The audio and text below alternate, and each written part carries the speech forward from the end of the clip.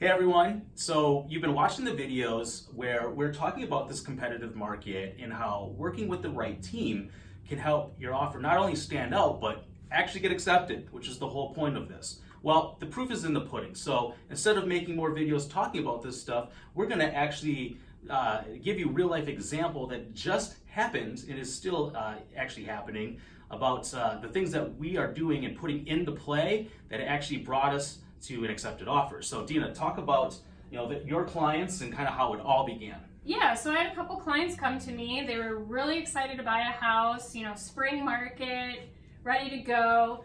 And they had come to me with a lender in mind, which is no problem. I'm an equal opportunity lender. Yeah, it happens. It's not always me all the time to start. Yeah.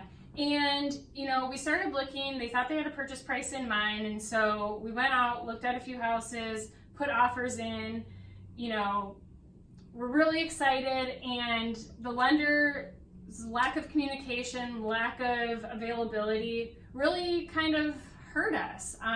We were doing some of the strategies in the offer that we had talked about earlier, but without that pre-approval and without kind of that communication from the financing side, and working as a team together and being on the same page, it really put a damper on things. And so I knew how motivated they were, and I didn't want them to start getting disappointed or frustrated. And so I introduced them to you because I knew that, we work as a team and that you would go above and beyond for them. And so if you want to talk a little bit about how we kind of reset, got everybody on the same page, and what you did for them. Yep, so as I mentioned before, there's a big difference between a pre-qualification and a pre-approval letter. And unfortunately, what Dena had thought is that they were fully pre-approved, and they weren't. Because when they came down, they sat down in my office, I had them bring all these documents that they hadn't previously provided. And then to make matters worse, they didn't know where they truly stood in terms of the price range that they'd been looking at. So it's really important that you understand what your estimated monthly payments are going to be, what that cash to the closing table is going to look like for your down payment, closing costs, and actually the different loan programs that you can qualify for. And those were things in discussions that previously were not had. So learned that there's a big difference in the pre-approval process, and you never quite know what you're dealing with. So we got them refocused, recentered. We figured out where they really want to be in terms of purchase price, then I got them back over to you. And then what happened? We got an offer accepted. It was really a seamless process, and using the strategies that we talked about this week, the offer, as far as the offer structure, we were able to go in with a fast inspection timeline, we were flexible closing date, an escalation clause, and then we were able to eliminate closing costs or asking for closing costs because you had a discussion with them on lender credit. So if you can explain a little bit about how that works. Mm-hmm.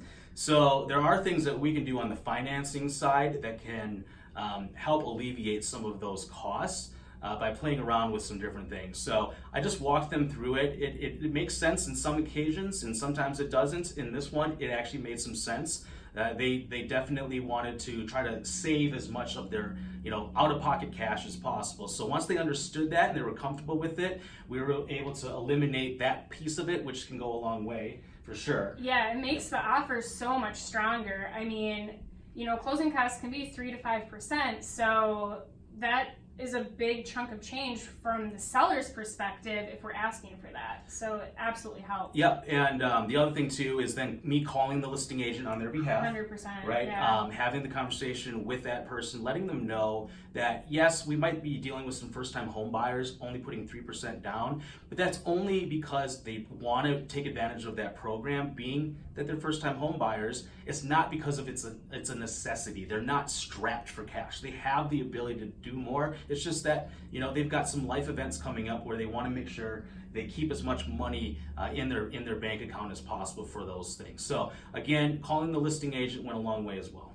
Yeah, and I think the last piece of that is when we call the listing agent, kind of building that relationship. He was familiar with Finance of America and RE/MAX Results, the pro team, and so that went a long way too, I think, in building that camaraderie and making sure we were all on the same team. He knew it was going to be a smooth sailing to closing, and so he was comfortable with both of us working as a team as well. Absolutely. Absolutely. So again, hopefully you learned something from the different strategy videos that we've put out, and definitely highlights the fact that in this competitive market, it is very critical to work with a team that supports you in all aspects, that provides the right strategies and tips, and does all the right things along the way to help your offer not only stand out, but actually get accepted. So thanks for watching, guys. As always, reach out if you have any questions, or if you're looking to buy a house, we're here to help. So have a good rest of your day, guys.